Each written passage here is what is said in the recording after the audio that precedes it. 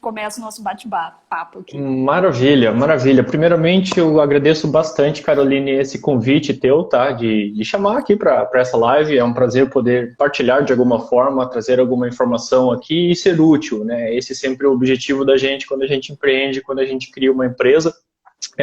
Realmente a questão da experiência, pronto, vamos fazer 5 anos, né? Dia 15 agora de maio.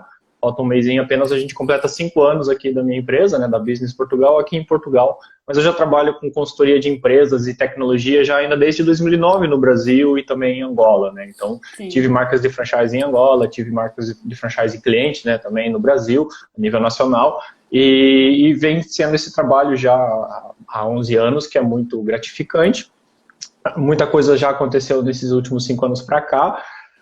Ser referência ou não ser referência, eu digo que a gente tem sempre um constante aprendizado, então a gente está sempre a aprender, está sempre a ver coisas novas e criar novas possibilidades aqui e tentar diminuir o risco, né, diminuir o erro. Esse é sempre o nosso objetivo. O Facebook e o Instagram são os mesmos aqui, né, Business Portugal. O site também, businessportugal.pt ou businesspt.pt. Estou sempre à disposição aqui para colaborar, ajudar e orientar nos negócios para quem quer começar, para quem quer expandir, para quem quer buscar algo novo ou para quem já faz algo e quer realmente repensar ou criar alguma oportunidade diferente, que esse é um bom momento para pensar em muita coisa nova. Um ponto importante que você falou aí na sua apresentação é a questão de se planejar, né? Investir sempre apresenta riscos, né? Não é algo que você tem absoluta certeza que vai dar certo. E aí é que entra o planejamento, né? Para que a gente possa tentar minimizar estes riscos, né? Então, eu queria começar perguntando para você como que é o ambiente de negócios em Portugal, assim, se você pode destacar algumas diferenças Brasil-Portugal, porque as pessoas muitas vezes acham que tudo é parecido, né? E se você pudesse tocar um pouquinho, né, em questões, não apenas a gente falar de ambiente cultural, mas assim, alguns pontos como financiamento, inovação tecnológica, fornecedores, que são elementos que também fazem parte de um plano de negócios, não é mesmo? Perfeito. Essa questão do ambiente, na verdade, né, eu gosto de sempre fazer uma ponte, não só Brasil-Portugal, mas gosto de trazer sempre a experiência também Brasil, Portugal e Angola, por exemplo, né, que são realmente os 3 países que eu já trabalho, não só trabalhei, eu tenho hoje ainda clientes angolanos, inclusive uma cliente minha teve lá e voltou recentemente, está expandindo o negócio que já era de lá, trouxe aqui para Portugal, a gente ajudou a trazer o negócio, assim como clientes brasileiros. Então, o que Esse é um negócio acontece? Interessante, né, André? Só te fazer um parênteses. Às vezes, quando a gente está no Brasil, a gente acha que Portugal só tem imigrante brasileiro, né? E esquece dos outros lugares que Portugal foi. Não, a comunidade de língua portuguesa, né, que se fala ACPLP, ela é bastante ativa e realmente a comunidade angolana é mesmo bastante ativa aqui. Há sim muitos angolanos que fazem muitos negócios aqui, há muitos cabo-verdianos, há muitos moçambicanos, eu tenho amigos cabo-verdianos, eu tenho amigos moçambicanos, tenho amigos santomenses, né? E a maioria deles, na verdade, eu conheci em Macau, né? Eu fui para Macau em 2017 e em 2018, em feiras de negócios realmente específicas, né, com delegações, e lá me abriu bastante a cabeça em 2017, realmente, em perceber que, pera lá, a comunidade de língua portuguesa é muito ativa e, de alguma forma, mesmo Portugal sendo um país bastante pequeno, ele é um concentrador de todos os países de língua portuguesa, e isso é bem interessante. E Macau tem bastante representatividade nessa história, faz muito negócio com a Ásia e com a China em função daquele minúsculo país, estado, cidade-estado que lá existe. E esse ponto da questão do ambiente de negócios, né, a diferença cultural, o acesso que você tem entre um país e outro, quando a gente atende um cliente que vai internacionalizar, seja do Brasil, seja de onde for, a gente tenta contextualizar ele que ele deve pensar menos na origem, digamos assim, no que eu já sempre fiz ou o que eu sempre fui, e depois passar a pensar no destino. O que eu vou ser e o que eu vou fazer.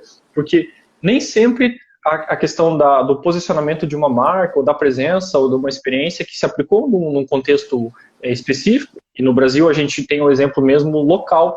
A gente tinha negócios, clientes que no sul era uma coisa, no centro era uma coisa, no norte e no nordeste eram outras coisas. Então, uma marca para dimensionar, mesmo dentro do próprio país tão grande como o Brasil, tem que atuar de formas diferentes, mesmo com comunicação, com pricing, com meios de comunicação e marketing diferencial, dessa é a sua especialidade, né, mas a gente via, assim como processos logísticos, que quando um país é muito grande ou quando você internacionaliza para um outro país, a parte logística também é um ponto que tem que ser muito bem pensado. Na prática, o que a gente tem aqui? Questões legais e contábeis, né? Eu sempre falo para que qualquer empresa, seja franchise, franquia, seja um negócio normal, o ponto principal de um negócio para que ele comece bem estruturado e bem acessório.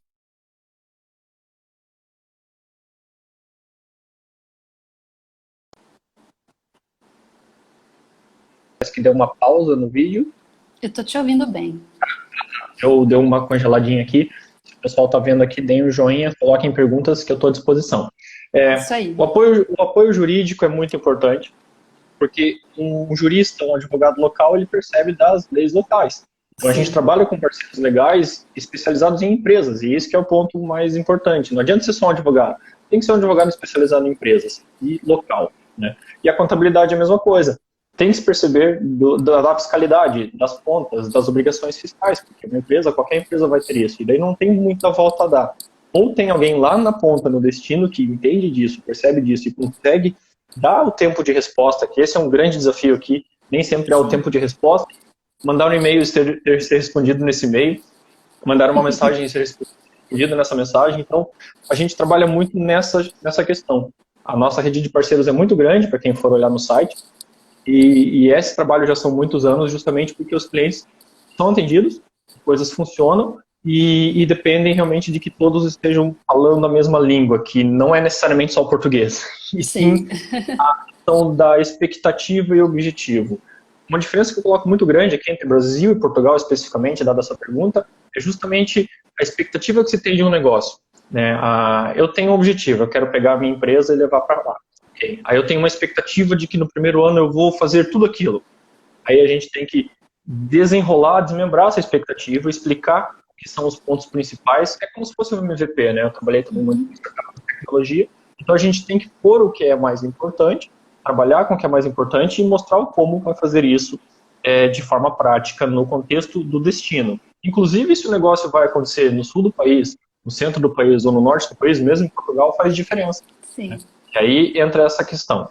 No franchising, especificamente no franchising, há diferenças muito mais relacionadas à dimensão do tamanho dos negócios. Existem aqui, meia dúzia de marcas ou 10 marcas que realmente são grandes, mas em sua maioria são marcas internacionais, e depois a grande maioria dos negócios são pequenos negócios. A malha empresarial portuguesa é de 99,9% de pequenas ou microempresas. O que é uma pequena e microempresa?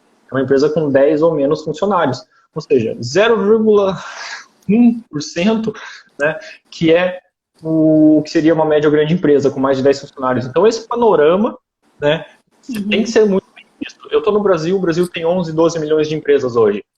E essa é a população do país de Portugal. Então a quantidade de empresas e negócios que faz num país grande como o Brasil, ou Estados Unidos, ou países que têm mais empresas de empreendedorismo, como a Inglaterra mesmo, são dimensões muito diferentes. Então a gente tem que pensar principalmente na dimensão, na expectativa que você tem no negócio para que sejam alcançados esses objetivos, os parceiros que vão trabalhar lá, principalmente a parte legal e a contábil, e a estratégica que é nossa de encaixar toda esse puzzle, né, esse quebra-cabeça, encaixar tudo isso para que a coisa funcione e diminua o risco. O risco sempre vai ter. Não dá para dizer que o risco é zero, que vai dar tudo certo, que isso não existe. Mas esse tipo de risco a gente vai diminuir o risco. Até mesmo porque esse fator cultural ele vai pesar bastante, né? E obviamente que aí talvez a gente tenha que se esforçar até muito mais para poder dar a volta aí e fazer resultar esse negócio, né? Que eu pretendo abrir, ou mesmo um franchise, como unidade franqueada, você pequeno, né? E também vai ter que fazer a sua lição de casa ali, né? Não vai dar para ficar confiando só na rede, né? Exatamente. Eu vou dar um exemplo prático. Eu tive a felicidade ou infelicidade, não sei, depende do ponto de vista de quem está olhando isso, de acompanhar o crescimento do franchising no Brasil, que foi muito grande, em meados de 2011, final de 2011, 12 e 13, né? Foi bem a época que eu voltei de Angola, em 2010 e 11. Lá a gente tinha uma marca também de cosméticos que a gente importava, distribuía, abrimos 7 lojas no país. Foi um trabalho extenso lá no ano e meio. E tivemos clientes no Brasil nesse boom de franchising entre 2012, principalmente ali 13, que chegaram a ter 70 lojas a nível nacional. Aí você fala, poxa, 70 lojas a nível nacional no Brasil, para algum negócio pode ser muito e para algum negócio pode ser pouco. Sim. Se você chegar em Portugal e falar que você tem 70 lojas em Portugal, com certeza você é grande, ponto final. Sim. Você já é um monstro, né? Porque você vai ter ali já centenas de pessoas trabalhando e uma relação muito grande, e 70 lojas provavelmente já alcançou o país inteiro. E aí, se você pegar marcas ou pegar negócios que tem mais que 30 ou mais que 40 pontos no país, você vai ver que poucas dezenas ou dezenas de negócios que realmente tem essa dimensão. E às vezes acontece muito de clientes que nos procuram, aquela marca é um franchising. Não, às vezes são realmente negócios que cresceram por conta própria, mas que não franchizaram. Isso que é interessante.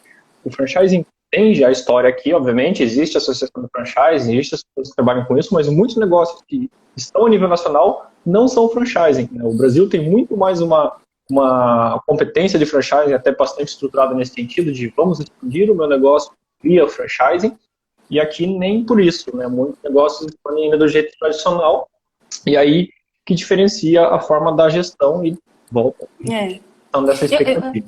Eu fazia parte de uma rede que tinha 150 lojas no ramo de cafeteria no Brasil, né? Então, cafeteria. Assim, é gigante, né? 150 unidades franqueadas em Portugal é uma coisa que... Acho que eu nem sei se existe alguma franquia que tenha 150 unidades. Assim. Franqueadas, eu acho que não, porque os McDonald's da vida são realmente grandes, acho que não chega a ter 150 lojas em Portugal, né?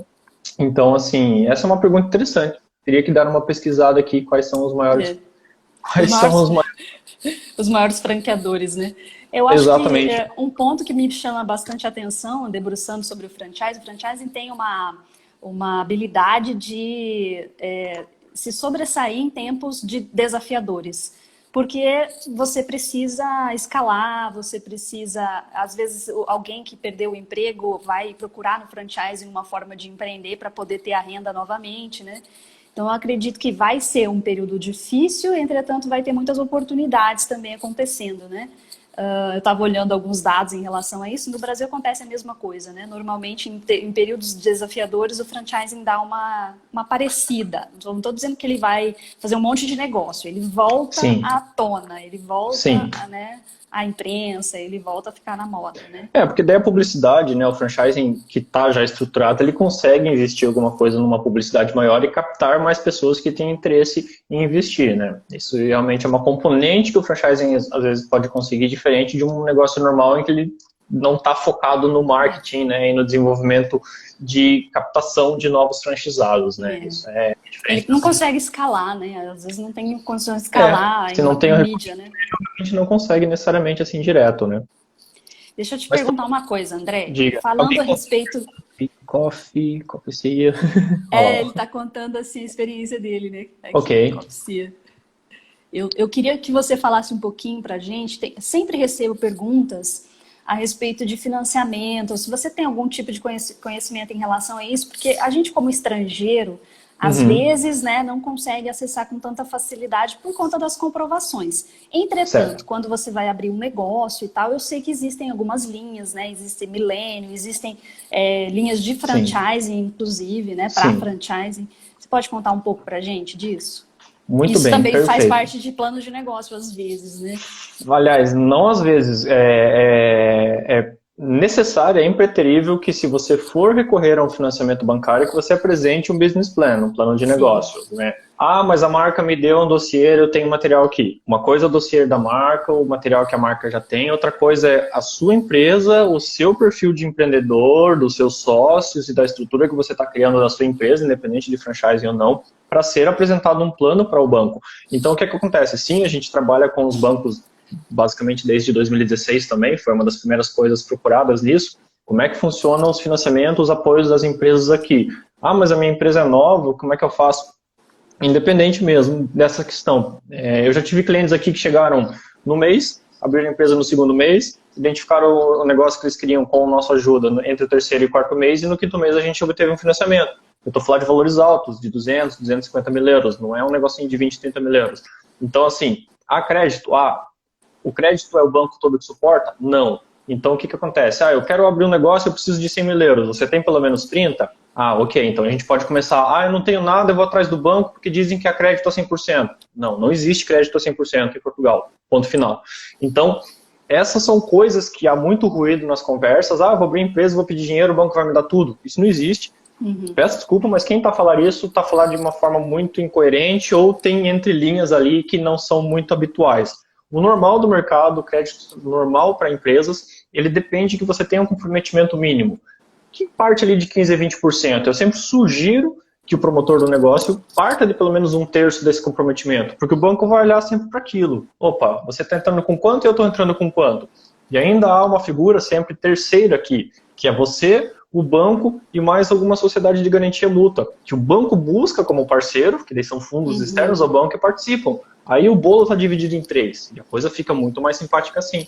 Então, criar esse processo, ver o tipo do negócio, montar essa estrutura e escrever o business plan, junto do mercado, junto do contexto, junto do promotor e da entidade bancária, para que isso tudo encaixe na forma com que precisa, por incrível que pareça, não é fácil, não é simples, mas a gente já fez isso algumas dezenas de vezes, estamos acostumados a trabalhar com banco.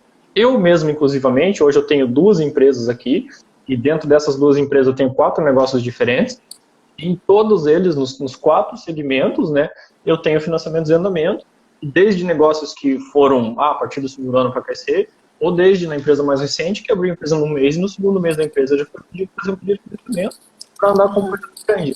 Então, assim, isso é possível, isso existe, e eu não estou dizendo que eu faço isso só para os meus clientes, porque eu também faço para minhas empresas e para os meus negócios. Isso é uma realidade, é um fato. E nada melhor do que pegar, além de casa dos clientes, e mostrar, olha, já está feito aqui, é um equipamento que você alavancou, é uma frota que você fez, é um material para fazer uma obra numa loja, olha, é uma internacionalização, então você vai buscar um recurso para você ir numa feira.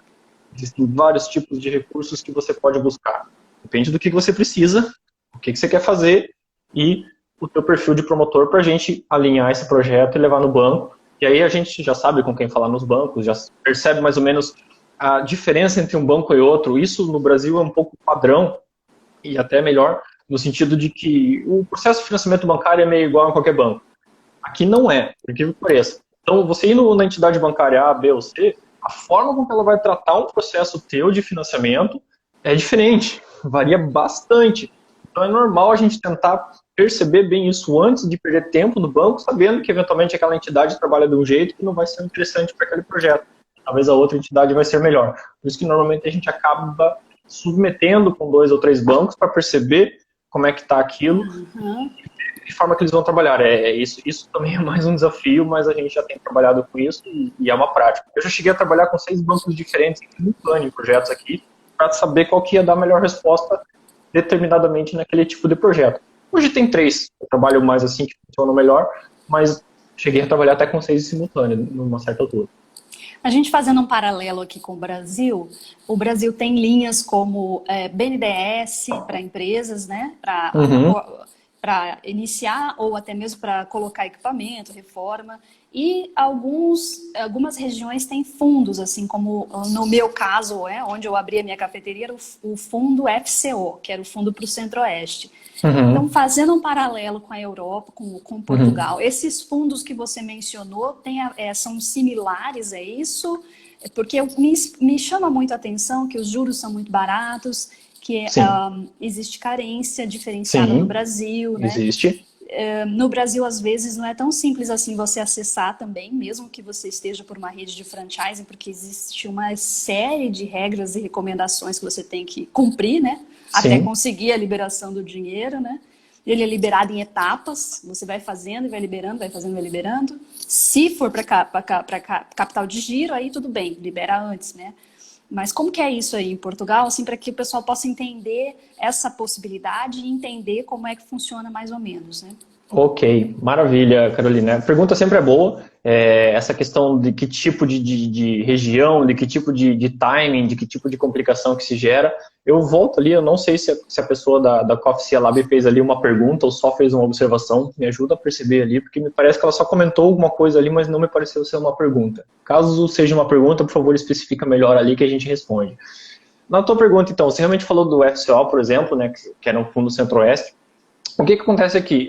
Existem diferenças, por exemplo, de um negócio ser, por exemplo, em Lisboa, ou ser em Porto, ou estar, por exemplo, no interior, ou estar numa zona de baixa densidade. Isso falando, eventualmente, de fundos e recursos de financiamentos comunitários, né? O que é um financiamento comunitário? É quando o Banco Central Europeu, né, ele tem os seus orçamentos anuais e tem seus fundos, por exemplo, Portugal 2020, etc., só que são algumas centenas de tipos de programas que existem, em torno de uns 500 programas, há de tudo.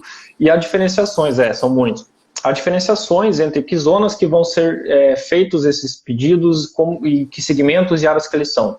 Esse tipo de fundo, especificamente, eu não sou especialista e a gente tem parceiros para trabalhar isso dentro da nossa empresa, que realmente exige uma estrutura específica de gente que trabalha especificamente no conhecimento desses programas, porque realmente é um pouco complexo, porque esses programas eles são desenhados no contexto europeu, eles não são desenhados para um país A, B ou C. Então, quando isso é desenhado normalmente com ciclos a cada 10 anos, está encerrando agora o ciclo 2020, vai abrir o ciclo 2030, isso é distribuído por toda a Europa e cada país tem a sua cota, a sua participação, né? E nos últimos anos o Portugal e a Polônia foram os países que mais recorreram a fundos europeus, justamente porque eram os países que estavam mais fragilizados economicamente. E Portugal teve um grande crescimento tecnológico e a Polônia também está tendo um grande crescimento tecnológico. Então, há muita facilidade quando são projetos de tecnologia também, porque dá muito jeito, é o que está em alta e é o que tem demanda para tudo.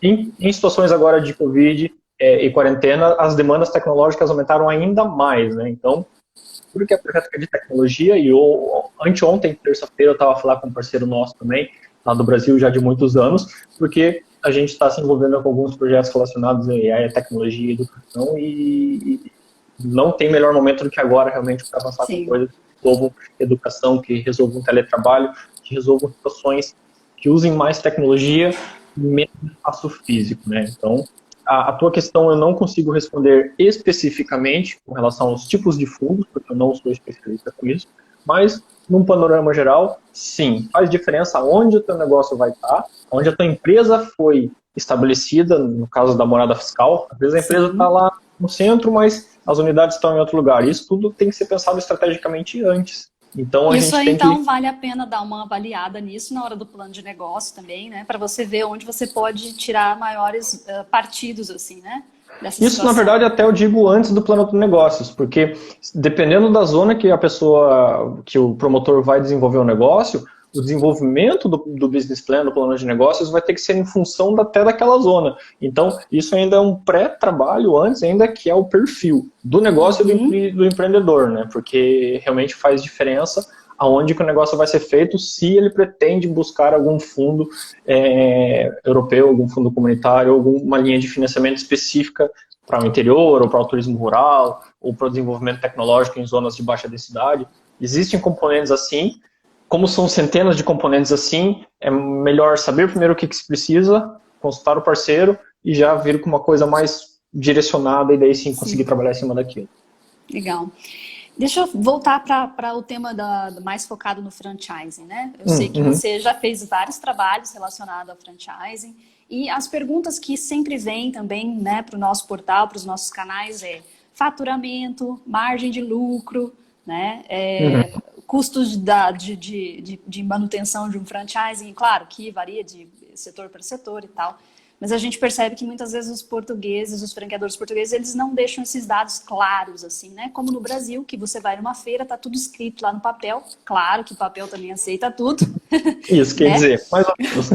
Que não quer dizer exatamente que é aquilo, mas a gente não acha esse dado com tanta facilidade, a não ser que a gente vá fazendo várias reuniões, né? Com os franqueadores. Qual que é a tua experiência em relação a isso que você pode dizer para as pessoas? Realmente essa questão do aprendizado que a gente tem, tanto com franqueadores, né, quanto com franqueados, franchisados, com relação a números de faturamento, lucratividade, pontos de equilíbrio, etc. Isso realmente sempre é um grande desafio e normalmente cabe até nós apanharmos alguns pontos de atenção do negócio e acabarmos fazendo estimativas mais do lado prático da coisa do que necessariamente o que a marca oferece. Eu vou dar um exemplo prático aqui. A marca vende um produto X e aquele produto ele precisa vender tantas mil unidades para que possa ter um resultado esperado ali que eles colocam num folder. Aí você faz uma conta, mas esse produto ele vai atender X% da população, que é de tal faixa etária, com X poder aquisitivo naquela determinada zona. Mas naquela determinada zona não tem o mínimo de densidade, tem que ir para outra zona. Então, assim, esses números, eles, mesmo que eles existam, eles fazem muita diferença de você simplesmente estar num bairro diferente, dependendo do negócio, para um negócio de rua, de proximidade. Então, assim, eles servem para dar alguma base, no sentido de que, eu meti 50 mil nesse negócio, então ele vai me faturar 15, 20 mil por mês, e desses 15, 20 mil eu vou ter ali 15, 20% de resultado líquido. Estou falando números simplesmente ao ar aqui para ter uma ideia do que a gente precisa saber. A gente precisa saber quanto que é o valor de investimento, a gente precisa saber quanto que vai ser o faturamento bruto, que é uma coisa, e depois o resultado líquido, que é outra coisa, né? E a forma de trabalhar com esses números aqui é bastante diferente no Brasil, a nível fiscal, né? Não existe simples, não existe presumido, né? É tudo lucro real. Então você tem que calcular tudo e no final colocar os impostos em cima daquilo e depois ter ali o retorno, né? Que é um erro crasso que eu vejo bastante aqui, é dizer, esse negócio ele custa 100 mil, você vai faturar 10 por mês e depois de 10 meses você tem o retorno. É um absurdo, mas existem pessoas que falam isso. Faturamento não significa nada. A gente tem que desmembrar todo o faturamento, ver toda a cadeia de custos, ver tudo que está envolvido, principalmente com relação a dois custos principais, que é o arrendamento, ou aquisição de um espaço físico, caso seja um negócio físico, esse é um grande desafio sempre, e a mão de obra, né, as pessoas que vão trabalhar contigo nesse negócio. Esses são os dois principais custos, e no Brasil não é diferente.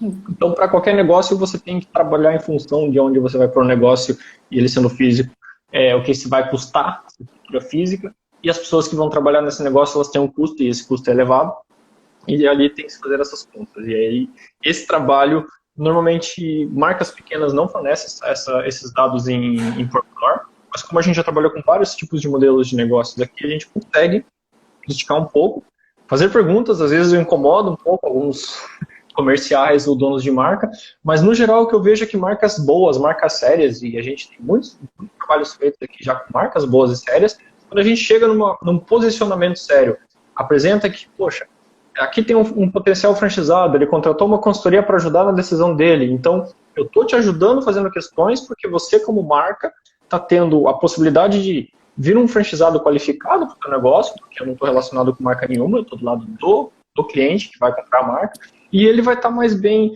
apanhado com questões que têm que ser feitas.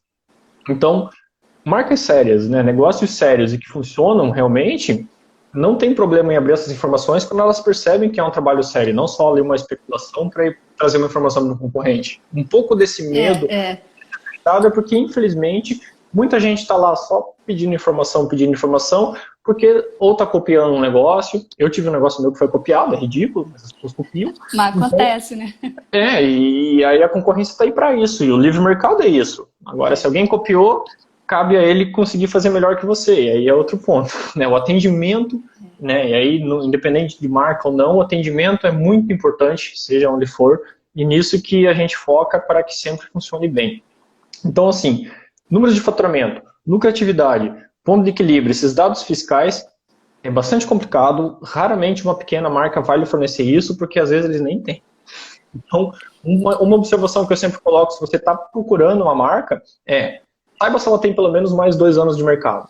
Saiba se ela tem pelo menos 2 ou 3 unidades já franchizadas, mas pelo menos uma unidade própria. Muita atenção com marcas que só têm unidades franchizadas e não abriram nenhuma unidade própria. Porque como que ela vai ter realmente noção de um processo de operação de franchising se ela mesma nunca operou? Aí eu falo, isso não é franchising, isso é alguém vendendo um modelo de negócio. Eu posso pegar um sheet aqui, um paper, criar um modelo de negócio bonitinho aqui no Canvas, numa planilha, no Business Plan, tá aqui, compre e faça. Isso é uma coisa. Franchising, na minha opinião, de quem é especialista de franchising, criei um negócio, pus o negócio a rodar, esse negócio trabalhou 1, 2 anos, e agora eu multipliquei ele por vias de outras empresas, de outros empreendedores, né? Porque cada franchisado é uma nova empresa também sob uma marca. Isso é franchising. Negócios que não têm unidades próprias são modelos de negócio sendo vendidos com algum apoio de marketing ali ou tal, mas não é franchise. Tá? É bem interessante esse ponto que você colocou, porque em Portugal a gente vê de tudo, né? E no Brasil não é diferente, a gente também vê esse tipo de situação no Brasil. A gente de tudo, a vender de tudo, né? Sim, então acho que é bastante importante a gente pensar nesses pontos que você colocou para avaliar bem a proposta, né? Uhum. E muitas vezes, eu sempre falo isso também, a marca forte é aquela marca que já tem estrada, que já tem histórico. Então ele já Isso, passou por alguns desafios e já resolveu alguns desafios. Óbvio que desafio vai continuar existindo, vai vir, né? Veio com agora o certeza. Covid, ninguém estava esperando, e aí é outro desafio para resolver, né? Mas ele já acumulou uma bagagem, né? Ele já andou um pouquinho nessa estrada, então dá um pouco mais de segurança de você que está querendo empreender, de adentrar, né, para essa rede aí e Sim, apostar o sim. seu capital, né, num ponto como esse. Então, achei bastante importante isso que o André colocou, esses planos e esses estudos que ele faz, é muito importante que vocês prestem atenção nisso. Tá lá o site do André também para dar uma olhada lá nos trabalhos que ele faz. E ele já fez bastante coisa relacionada a franchising também. Já está há mais tempo nessa estrada aí do que a gente Alguma coisa. aqui. Nós Muito estamos bom. aqui tentando montar esse quebra-cabeça, ajudar vocês aí do outro lado, que estão tentando vir por aqui, estão querendo empreender em Portugal através de franquia. Eu sou uma defensora da franquia, André, porque eu fui franqueada mais de Uhum. 10 Sim, anos você falou, né? e eu nunca tive negócio. Então, assim, para mim foi uma baita de uma escola, aprendi muita coisa dentro da franquia, processos, a replicar treinamento de atendimento, a cuidar de fluxo de caixa, tudo isso a minha franquia me ensinou, sistemas, né? Teve outras coisas que eu aprendi por conta própria, por quê? Porque estando, né, fora do eixo Rio-São Paulo, eu é que estava ali de frente para o cliente que estava na minha região, né? Ok. Então, sempre se dá essa relação. Mas eu acredito muito que é uma forma de você entrar para negócios, empreender com menos risco.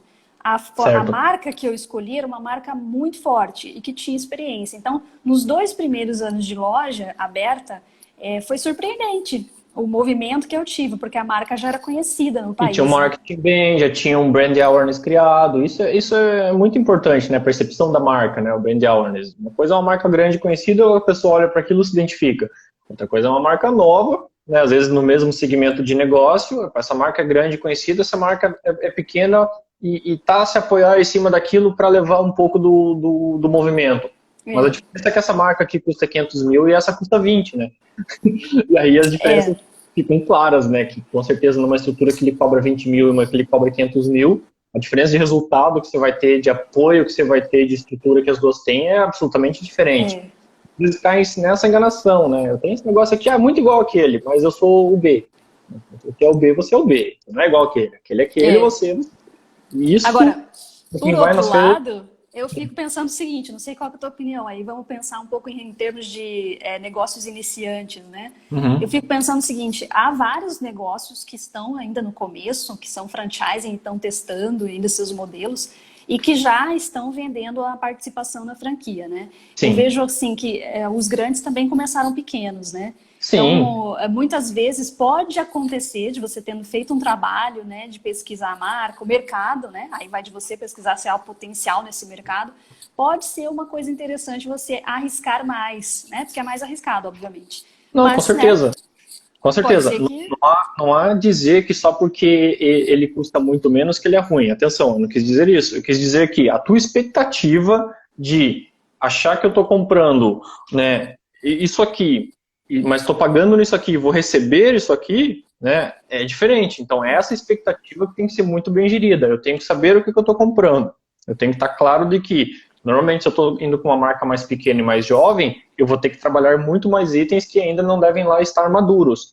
Em contrapartida, pode ser possível que eu tenha algumas flexibilidades que eu posso personalizar na minha loja, no meu negócio, no meu site, que possibilitam que eu cresça o meu negócio e ajude a marca a crescer junto. Então, tem prós e contras em tudo, né? Não é nada melhor ou pior que uma coisa ou outra, porque isso vai realmente depender muito especificamente tanto do negócio, como eu digo, quanto do perfil do promotor para aquele negócio. A coisa tem que ser um match, hein? Não adianta só o negócio ser bom se o promotor não tiver aquele É, perfil para aquele negócio, né? Isso nada melhor do que fazer um estudo antes, né?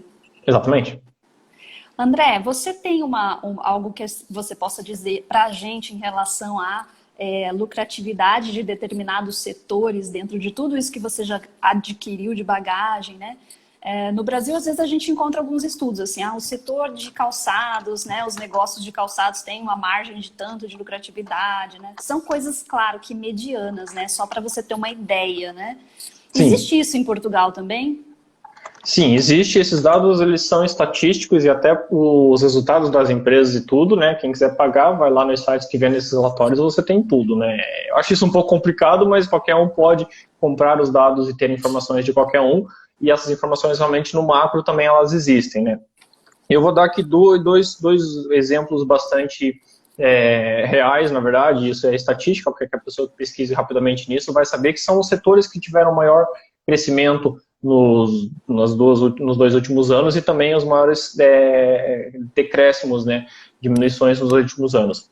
Os setores que mais cresceram em 2018 foram a hotelaria, restauração e alojamento local. Aquele padrão que a gente está acostumado. E mediação imobiliária. Né? Nunca se abriram tantas imobiliárias em Portugal como abriram em 2017 e 2018. Realmente foi absurda a quantidade de imobiliárias que abriram.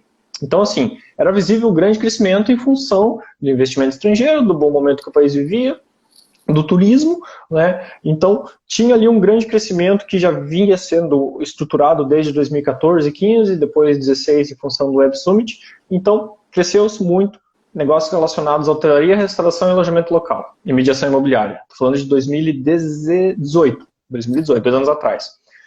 2019, quais que foram os setores que mais cresceram? TVDS, que são transporte por aplicação, né, Uber e essas coisas assim, e segmento de obra e construção civil. E o setor de alojamento local e hotelaria foi um dos que mais tiveram decréscimos, porque houveram alterações na lei, em 2018, que complicaram um pouco os negócios de alojamento local, e em função disso, muitos negócios mudaram o seu modelo de negócio, seja para um arrendamento tradicional ou mesmo para venda. Tá, o que isso tem a ver com franchising? Existem muitas mediadoras imobiliárias que são franchises, muitos restaurantes que são franchises e hotéis também. Ok, TVD não é franchising, você não vira um franchisado de um Uber ou etc., mas você pode ter um negócio naquele modelo e ter frotas, etc. Mas em obras, por exemplo, sim, existe franchising. Inclusive, a gente tem um parceiro nosso que é de obras, que é de um franchising e trabalha muito bem com a gente como parceiro e prestador de serviço. Então, assim, por quê? Né? E agora entra a situação do Covid, da quarentena, tudo isso que a gente viu nos 2 últimos anos. Não sabemos. Ninguém sabe. O que a gente arrisca dizer que é mais porto seguro? Tecnologia. E qualquer coisa que funcione à distância, né? Educação à distância, saúde, tecnologia. Isso é um fato, né? Então, TVD está parado, né? Mais de 90% está na queda de transportes por aplicativo, desde que entraram essas situações em março. Hotelaria, restauração, alojamento local nem se fala, acabou tudo, fechou tudo, está tudo parado. Então, o setor está de mais crescimento nos últimos anos. Atenção, pessoal, não quer dizer que nunca mais essa coisa vai dar certo, não é? Na verdade, fiquem isso. assustados. Eu, como também investidor na área do imobiliário, esse é um movimento que quem é do meio já sabia que ia acontecer, né? A questão do alojamento local, uma hora isso vai cair. Então, sempre foi um negócio de muito risco, né? A questão do alojamento local. Então, existem vários modelos que daí você entra num tipo de negócio, existem segmentações do negócio. Então, quando a gente fala em macro, mediação imobiliária, restauração, né, restaurantes, alimentação, né, hotelaria, transporte, existem vários subitens. Quando joga para o franchising, você entra em qualquer site de agregador de franchising, se você entra no nosso site mesmo, lá na businesspt.pt, tem lá o serviço de franchising, daí a gente tem um link para alguns sites, e a pessoa começa a fazer pesquisa, eu quero ver negócios no ramo da beleza, eu quero ver negócios de restauração, eu quero ver negócios de obra. Vão aparecer um monte de empresas. E elas trabalham de forma diferente. Então, como que cada empresa vai trabalhar? Isso vai depender do perfil também que você procura. Como que cada empresa, nesse momento, está se adaptando em função do que está acontecendo? Há 3 semanas atrás, a gente fez uma live aqui no nosso canal, lá no Empreender em Portugal do YouTube, né? E isso também está no nosso Facebook, com as convidadas, justamente, tinha uma arquiteta parceira nossa e uma engenheira parceira nossa, justamente dessa empresa, que é um franchising, que é de execução de obras. E daí, né? Como é que isso está rolando? E possivelmente, para o fim do mês que vem, a gente realmente avance com um projeto grande e está relacionado ao setor de construção e esperamos que nada se interfira, parece que não, né? O trabalho continua, então assim, a gente tem que estar vendo as coisas dia a dia, tem que estar percebendo o que acontece no dia a dia. O franchising não é diferente. Se você quer fazer um negócio, tem que fazer a lição de casa, tem que entender como é que o setor está funcionando. Ah, não tenho tempo, estou com preguiça, não quero ver. Então é melhor não empreender. Daí, na verdade, entra o papel do consultor, né? Que, poxa, eu posso ver se aquilo e às vezes, já aconteceu várias vezes com a gente, de no final de um trabalho de consultoria para o cliente dizer, olha, sinto lhe informar, mas você como cliente não está muito apto a esse negócio. Pense no seu momento de vida hoje, porque você tem um perfil que você espera uma coisa, e o negócio que você imaginava que se esperasse que fosse, não é aquilo. O negócio não vai andar sozinho, o negócio não dá esse resultado que você espera, o negócio tem vários desafios que você nem imaginava que existiam. E a gente ajuda a abrir os olhos das pessoas. Para mim, profissionalmente, é muito feliz quando você faz um trabalho, às vezes com um cliente de 3, 6, eu tive cliente que a gente trabalhou mais de um ano, e passado mais de um ano, o cliente optou por não avançar com o negócio. Ele falou, não vou investir, vou continuar no Brasil aqui, vamos ver um outro momento, etc. Ótimo, eu sou muito mais feliz que o cliente tenha passado um ano a fazer um trabalho e percebido que não era o momento ou o perfil para ele investir naquilo, do que ele tenha metido lá, no caso eram 300 tal milheiros que ele estava querendo meter no negócio, muito dinheiro, e depois correr mal e perder 300 mil, do que ter perdido ali 4, 5 mil num trabalho e depois aquele valor que ele investiu ele deixou de perder 300. Isso é muito importante. Eu já vi, infelizmente, muita gente perder centenas de milhares de euros porque não fez um estudo, não fez uma consulta. Esse ponto é um ponto o ponto que você está levantando é muito importante. Vou trazer de volta aquela história que você falou do segmento da construção civil, que caiu, restauração caiu. Acho que a gente precisa ter em mente que existem segmentos de clientes também, porque alguém que tem muito dinheiro, ele vai empreender e para ele tá tudo bem, e não tá fazendo cócega para ele o que está acontecendo, né? E vai aproveitar a oportunidade agora, porque muita oportunidade boa vai aparecer agora nesses próximos meses. E é ali que quem está preparado e tem algum conhecimento consegue atuar. A gente tenta ajudar justamente nesse contexto. Tem muita coisa nova acontecendo para a gente, com os parceiros, com clientes, em próprios projetos internos, em função exatamente do que tem acontecido nos 2 últimos meses. Exatamente. Estamos reivindicando. É isso mesmo. E o outro ponto que eu queria colocar, alertar não, mas complementar e combinar aí com você, conjugar aí com você, é que é muito importante que o trabalho seja, o cliente, a pessoa que vai investir, ela tenha uma atitude de sempre estar revisando este plano de negócios, né? Exatamente. Porque isso que você pontuou, 2 anos atrás estava indo muito bem. Agora, esses 2 anos depois, veio esse desafio.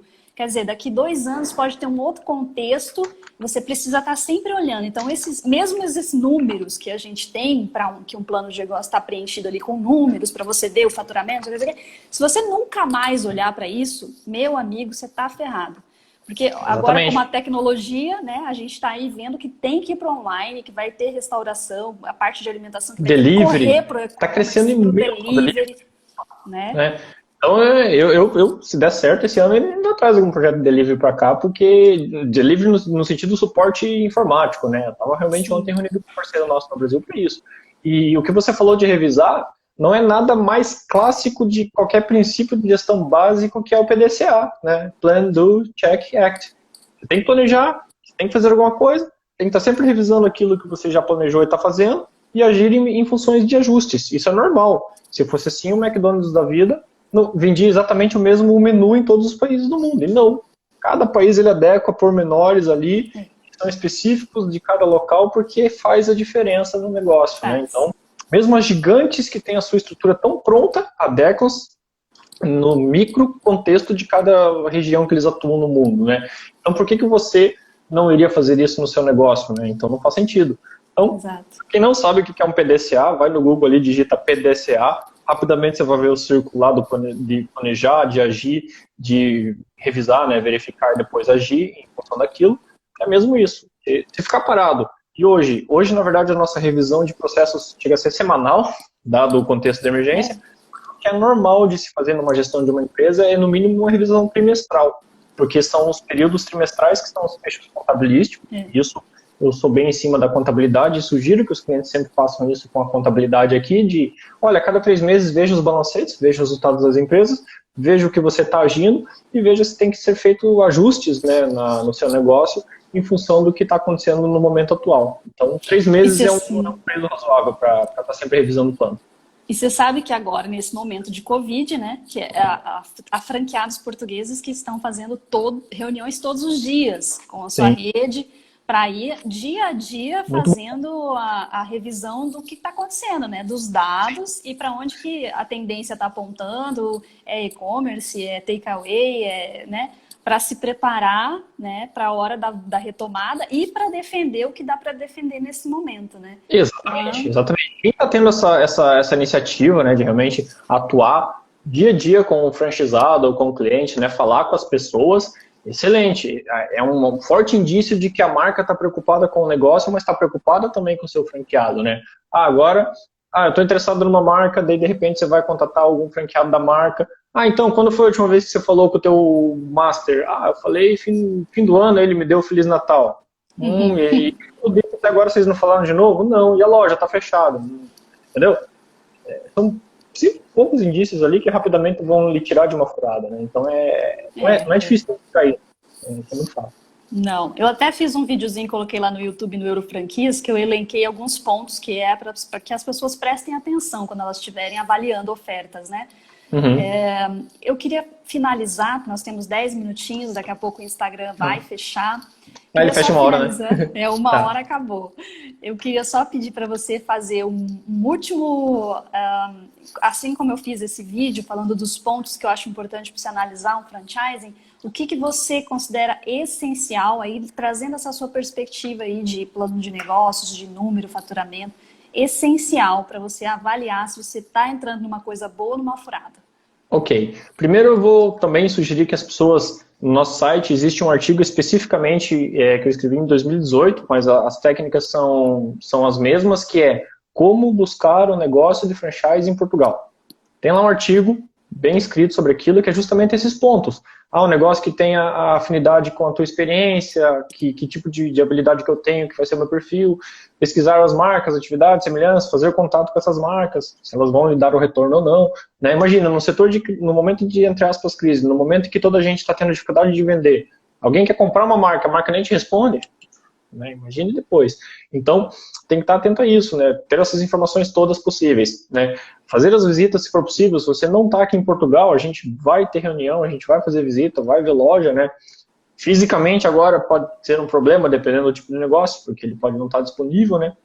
A questão do apoio financeiro que você falou, vai ser necessário, não vai ser necessário. Então, tudo isso é relevante, tudo isso é importante. Temos um artigo escrito prático sobre isso, né? Como buscar um negócio de franchise em Portugal aqui no nosso site. E ali a receita geral, não vou dizer que é uma receita pronta de bolo, bater e tá feito no forno, mas pontos que você tem que observar. Tá lá bastante claro isso, exatamente o que eu falei, um pouquinho mais detalhado. Bacana. Bom, eu queria muito agradecer a sua presença aqui. Eu acho que, se você deixar, a gente também pode fazer alguma coisa em conjunto lá no nosso portal, com esse checklist que você está disponibilizando. Okay. E fica aberto aqui o convite para futuras lives também, né? Para a gente aprofundar mais sobre negócios, sobre que eu prometi para a audiência que vamos montar este quebra-cabeça de empreender em Portugal através das franquias, de forma que eles consigam fazer uma coisa mais acertada, né? E não apostem as suas economias em coisas que não vão levar a nada, né? Maravilha. Então, o compromisso da gente é esse e você está convidado para estar aqui mais vezes conosco. Agradeço muito. Eu estou à disposição, Caroline. Tendo um assunto que as pessoas gostem, que seja útil, a gente possa agregar valor, que é isso que é importante. Se vocês chamarem, eu estou sempre à disposição. Contem comigo. E o pior é que assim, é tão rápido que passa essa uma hora, é tanta coisa que a gente falou aqui, que nem deu tempo da gente responder as perguntas. Da medida que a gente foi conseguindo, a gente foi respondendo, né? Tá, se tem perguntas que não deram jeito, coloque essas perguntas e nos envie pela mensagem que eu com certeza respondo. E daí você pode pôr lá como um post ou como um resultado. E se o vídeo eventualmente for para o YouTube, a gente coloca as respostas ali junto, a gente coloca no nosso canal e anda com isso. Tem ali, ó, Leandro, certo, investimento de 80 a 100 mil euros, compra uma franquia de marca de ponta. Marca de ponta provavelmente não, mas com 80 a 100 mil euros você, rapidamente aqui passando, tem ainda 7 minutinhos, Leandro, com 80 a 100 mil euros você arranja um range bastante grande de negócios, tá? Então é um valor bastante interessante, vai achar marcas médias, eventualmente uma marca já mais destacada, tem muita opção nesse range e com certeza você vai conseguir encontrar coisas boas, né? Faça sua pesquisa nos sites de agregadores de franchising. O que eu digo para as pessoas é que é sempre interessante você fazer 10 marcas, 10 negócios, mesmo que sejam até fora do que você procura. Eu vou montar uma lista com 10. e desses 10 eu vou resumir até minha lista ter uns 3 ou 4. E ali com aqueles 3 ou 4 que eu vou conseguir comparar. A nossa metodologia de trabalho é exatamente essa. Pega de todo o bolo, resume 10, de 10 fecha em 4 e 4 a gente compara. Até criei um quadro comparativo para fazer isso, né? Tem um plano de negócio, com números de parâmetros da área, eu não entro. Com certeza, Leandro, você está totalmente certo. Se a marca não tiver o mínimo ali de informação, com certeza você não entra, ainda mais para manter 80 a 100 mil. Nesse segmento já médio, a marca tem que ter algum mínimo de estrutura. Há marcas que começam ali com 5, 10 mil, é muito provável que seja só um modelo e realmente não tenha nada. Subindo aqui, legal. Qual tipo de aceitação? Importa, eu estou rolando as mensagens aqui. Deixa eu só dar um recado final, tá? Nossa live, claro. ela vai ficar 24 horas salvas nesse perfil. Aí depois eu vou abaixar ela e vou colocar lá no canal do YouTube, Eurofranquias, com os contatos do André, com o site. Então, se porventura ficou alguma pergunta ficou sem resposta, o André responde pra gente por lá daí, tá? Só vou fazer isso porque vai que cai.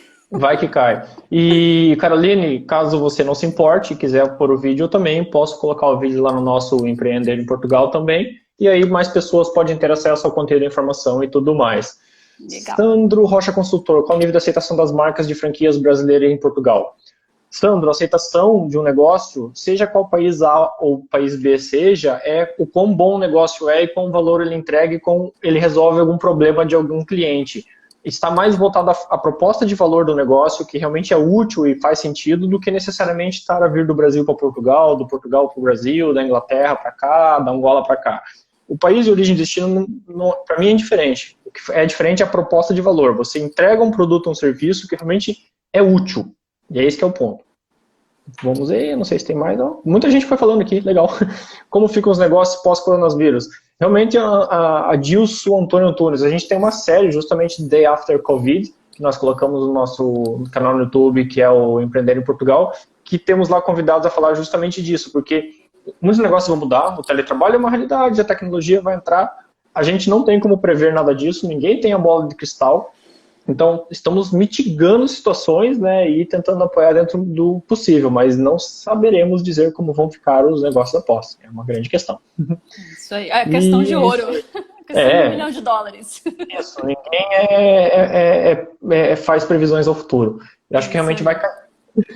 Então tá bom, André, muito obrigada pela presença de todos, vai estar 24 horas aqui e depois lá no nosso canal Eurofranquias com os dados do André lá, tá bom, pessoal? Maravilha.